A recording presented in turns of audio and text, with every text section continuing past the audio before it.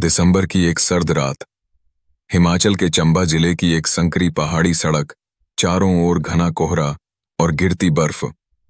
एक गाड़ी तेज रफ्तार से घूमती हुई सड़क पर उतर रही थी। उसमें सवार थे 4 दोस्त, आदित्य, समर, रिधिमा और वेदांत। सब दिल्ली से छुट्टियों पर चंबा घूमने आए थे। गाड़ी में म्यूजिक चल रहा था, समर गाधी चला रहा था, रिधिमा और वेदांत पीछे बैठे हंसी मजाक कर रहे थे। आदित्य खिड़की के पास बैठा बाहर झांक रहा था। तभी उसने देखा, बर्फ के बीच एक आदमी सड़क किनारे खड़ा है, बिना कपड़ों के, ठंड में कांपता हुआ, मगर हंसता हुआ। रुको! आदित्य चिल्लाया। गाड़ी अचानक ब्रेक से झटके में रुकी। क्या हुआ? समर ने पूछा।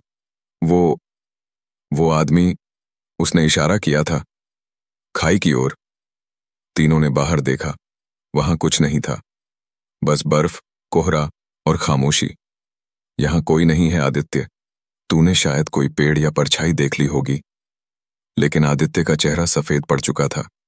वह कांपते हुए बोला, उसके पास आंखें नहीं थीं, मगर वो मुझे देख रहा था। उसके कुछ सेकंड बाद ही गाड़ी अचानक मुड़ी और ब्रेक फेल हो गया। गाड़ी एक तीखे मोड़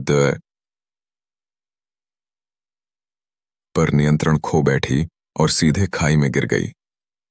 अगली सुबह पुलिस और रेस्क्यू टीम पहुंची। खाई में गाड़ी बुरी तरह क्षतिग्रस्त थी।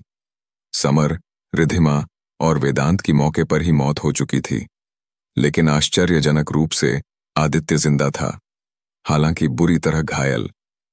उसे तुरंत चंबा अस्पताल लाया गया। जब होश आया तो वो कांपते हुए बोला, हमारा एक्सीडेंट नहीं हुआ, हमारी हत्या की गई है।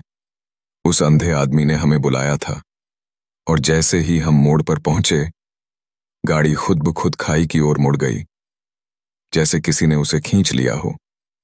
डॉक्टर और पुलिसकर्मी उसे सदमे की हालत में मान रहे थे। शायद ट्रॉमा है, डॉक्टर ने कहा, मगर यह बात बार बार दोहरा रहा है कि किसी ने उन्हें मारा। लेकिन अस्पताल के एक पुराने नर्सिंग असिस्टेंट विनोद ने आदित्य की बात सुनकर माथा ठोक लिया। अगर ये सच कह रहा है तो मामला गहरा है, बहुत गहरा। अस्पताल में भर्ती आदित्य को हर रात बुरे सपने आने लगे थे। सपने नहीं, बल्कि सच के अंश थे। हर सपने में वह खाई के किनारे खड़ा होता और वही आदमी दिखाई देता, बिना आंखों वाला, काले धुएं में लिपटा हुआ। वह आदमी कुछ बोलता नहीं था, बस एक दिशा की ओर इशारा करता, एक वीरान खंडहर की ओर। 3 दिन बाद आदित्य ने अस्पताल से भागने का फैसला किया। उसने विनोद नाम के उस नर्सिंग असिस्टेंट को विश्वास में लिया। विनोद भैया, मुझे वो जगह देखनी है जो वो दिखा रहा है, खंडहर जैसा कुछ। विनोद ने चुपचाप सिर झुका लिया। तू जो देख रहा है वो गहरी बाड़ी हो सकती है, एक पुराना खंडहर, यहां से 12 किलोमीटर दूर जंगलों में। बहुत सालों पहले वहां कुछ ऐसा हुआ था जिसे लोग आज भी याद नहीं करते। विनोद की बाइक पर दोनों रात के समय गहरी बाड़ी पहुंचे। जगह बेहद डरावनी थी। जंगली पेड़ों से घिरी एक पुरानी हवेली जैसी इमारत, जो अब सिर्फ पत्थरों और दीवारों का ढांचा भर थी। अंदर दाखिल होते ही आदित्य को चक्कर आया। उसे एक तेज आवाज सा सुनाई दी, जैसे किसी ने किसी को जिंदा जला दिया हो। वो चिल्लाया, वो अंदर है। एक कोना दिखाया जहां धुआं उठ रहा था, लेकिन वहां आग नहीं थी। विनोद डर कर पीछे हट गया, लेकिन आदित्य उस कोने में गया। वहां दीवार पर कुछ उकेरा हुआ था, एक पुराना नाम, आरव मल्होत्रा, 1922। आदित्य पीछे हट गया। मल्होत्रा, ये मेरा सरनेम, विनोद ने कहा। आरव मल्होत्रा 100 साल पहले यहां का बड़ा जमींदार था, लेकिन वो एक भयानक आग में जलकर मारा गया, और लोगों ने कहा था उसकी आत्मा कभी यहां से गई नहीं। आदित्य को अब यह समझ में आने लगा था, इस हादसे के पीछे कोई साया है जो उससे जुड़ा है। वो अब केवल एक हादसे का गवाह नहीं था, वो खुद किसी पुराने अधूरे चक्र का हिस्सा था। गहरी बाड़ी से लौटने के बाद आदित्य पूरी तरह बदल गया था। उसे अब यकीन हो चुका था कि ये कोई संयोग नहीं, बल्कि उसके परिवार पर लगे श्राप का असर है। वह अपने दादाजी की पुरानी किताबों और दस्तावेजों को टटोलने लगा। एक पुरानी डायरी मिली, जर्जर पन्नों वाली। उस पर लिखा था, आरव मल्होत्रा, 1922। अन्याय अधूरा है। मुझे जिंदा जला दिया गया, अपने ही भाइयों द्वारा। मेरी आंखें निकाल दी गईं ताकि मैं देख न सकूं कि कौन मुझ पर अत्याचार कर रहा है। मैंने कसम खाई है, हर 100 साल पर मैं लौटूंगा और अपने वंश से एक को साथ लेकर जाऊंगा, जब तक मेरी आत्मा को मुक्ति न मिले। आदित्य की रूह कांप गई। मतलब 1922 में आरव मारा गया था और 2022 में आदित्य श्राप के शिकारों में से एक बना है। समर, रिधिमा और वेदांत सब शायद उसके कारण मारे गए।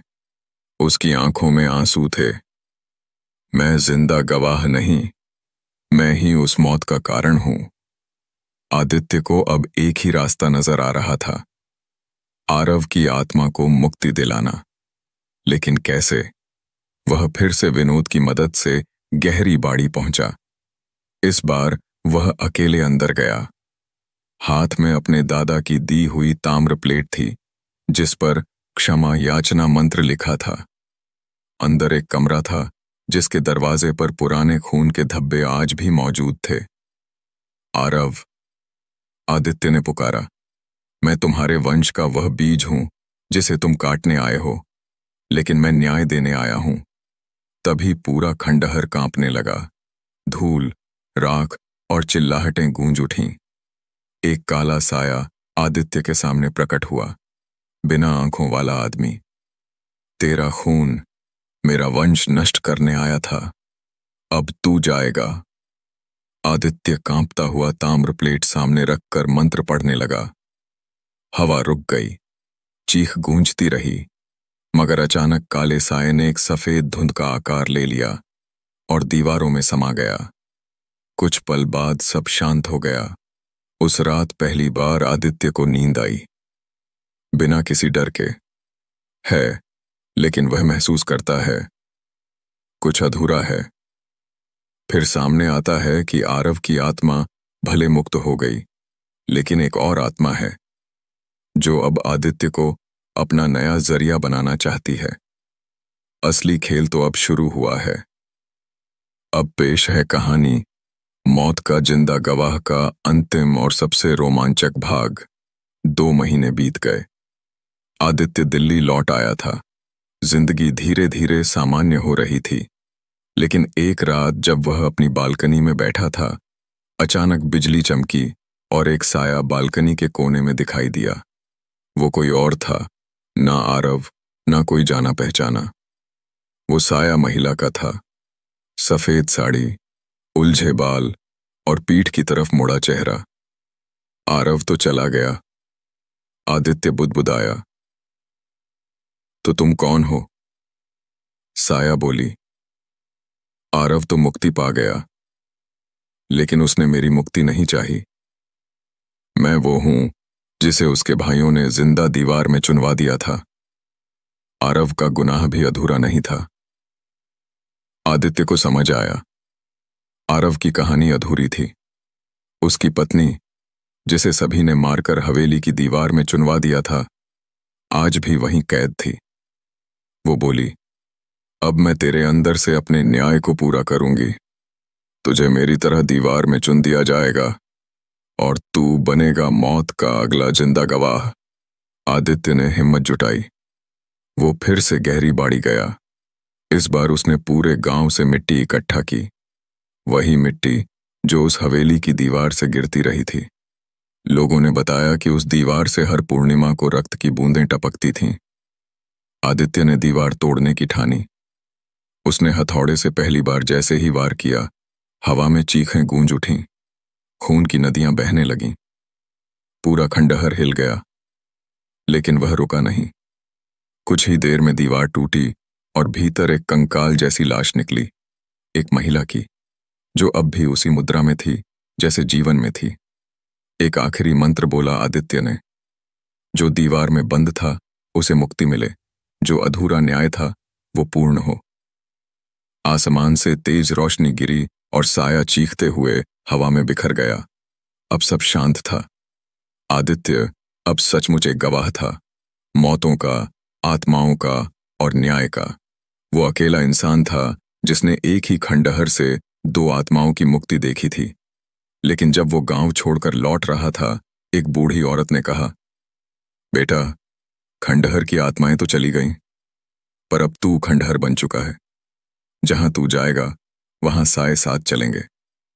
आदित्य ने मुस्कुराते हुए जवाब दिया, अगर मुझे फिर गवाह बनना है तो बनूंगा, लेकिन इस बार मौत नहीं, मुक्ति का।